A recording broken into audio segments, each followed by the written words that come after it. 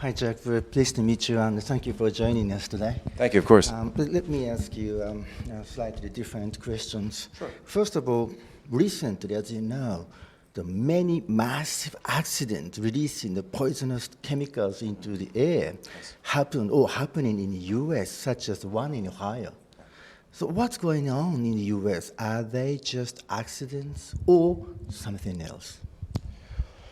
Well, I think you are seeing two dynamics at play right now, one of which is the fact that the United States has not invested in infrastructure and certainly not invested in infrastructure personnel in 30 years or more. And we've taken for example, the train in East Palestine that derailed, this train was 1 mile long, yet only had 3 employees on the 3 human beings on the entire train. So when the censor reported that there was a mistake, finally they stopped the train, but they realized it had already been on fire for miles and miles, and they didn't even realize because the thing is so long they could not see it. This is one issue that is a systemic issue. There is another possibility, and personally I think it's very plausible that when you look at the relationship right now between the United States and Ukraine, and the fact that the United States has been providing weapons, armor, funding to the Ukrainian military, that what has Russia's response been in Ukraine? Russia has their current TTP, we would say in military, tactics, technique, and procedure. They're targeting infrastructure, they're targeting electricity, they're targeting energy. And so suddenly here in the United States, we see train derailments, we see energy grids that have issues, we see power generators that are destroyed, and there's no explanation for what has happened. Could it be there was some sort of influence from foreign power looking to create issues in the United States? I could possibly see that. I could. Well, do you know the term predictive programming? I guess I do. Yes, I do. Yeah. So predictive programming is an idea that through media influence, that certain narratives and certain world events are actually predicted and by media, whether it be sometimes Hollywood or sometimes just news and other mainstream media, that actually these features come out beforehand and then are later actually exhibited by the people. Mm-hmm. So this is the Palestine case, and, which Ohio, right? There's a Netflix movie, right? Yeah, the 1 year before, right? Wow. Yeah, so that means that even, is that before after the Ukraine war started? I'm not sure. So as you said, it can be operative, but if we see this, something exactly the same, very similar, was broadcasted beforehand, this really makes us think. I agree. No, I think it's something that we all should pay very close attention to. Yeah.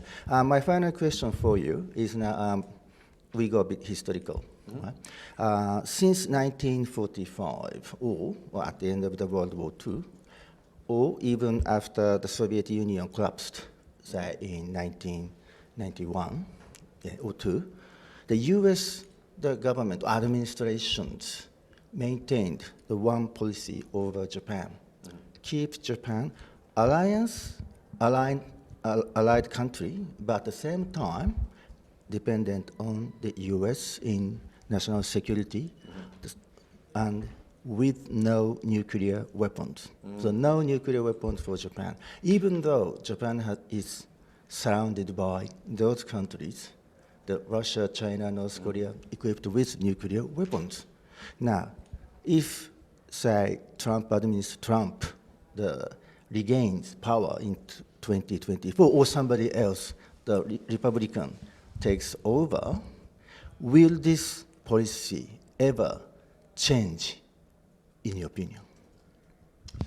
Well, I think it's interesting because President Trump has said many times that nuclear weapons and the threat of nuclear war is something that he's very concerned with. He's talked about this more, and even recently, he's spoken about this with regards to Russia, and I think more than almost any world leader. People talk about, oh, we must defeat Russia, we say we have to stop him, but they don't seem to factor in this question of nuclear weapons and the fact that they can respond if they have this issue. Would Trump change the policy towards Japan on nuclear weapons? I don't know.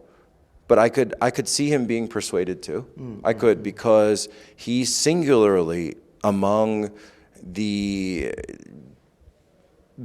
politicians in the United States, but he's not really a politician. He's more of a businessman who became a politician, stayed out of government for his whole life until just now, that I think he could look at it from the situation where it would be better, and he said this in Saudi Arabia too, when he was looking at the Middle East issues, where he said it would be better for the United States to build our allies, build their strength to help them to be able to defend themselves than we work with them, because of course President Trump as a businessman says, well, it's much cheaper that way, much cheaper for us to do things that way. And so even though I was personally the benefit of having been stationed in Asia, of having worked in Yokosuka many times, that I understand this is a different perspective. And you're right, that since 1945, the United States strategy has been to build hundreds of bases all over the world to defend this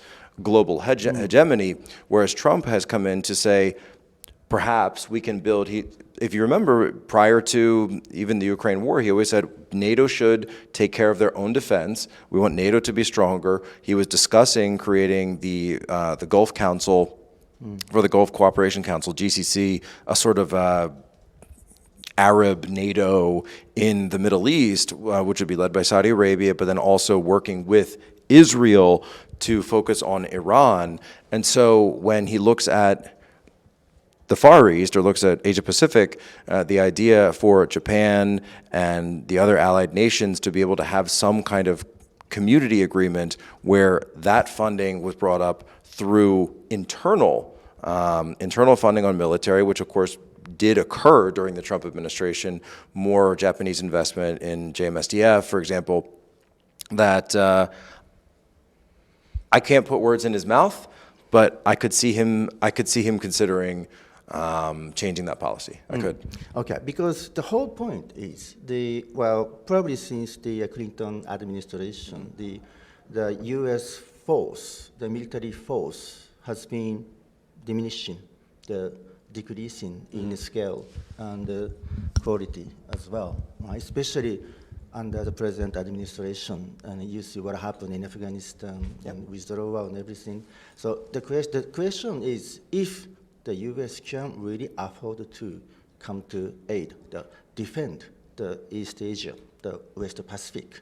If it's not quite affordable for the U.S. now, is it practical argument that to ask Japan, if Japan should be more independent and it should be stronger in security? Empires are very expensive to maintain. That's exactly what I mean. Yeah. And forming an international military empire, the British found this out, the Americans, of course, we were finding this out as well, that I think, personally from my perspective, as I said to Jay, I think an international alliance of aligned countries that are able to work independent yet maintain relationships would be mutually beneficial. Yes, okay.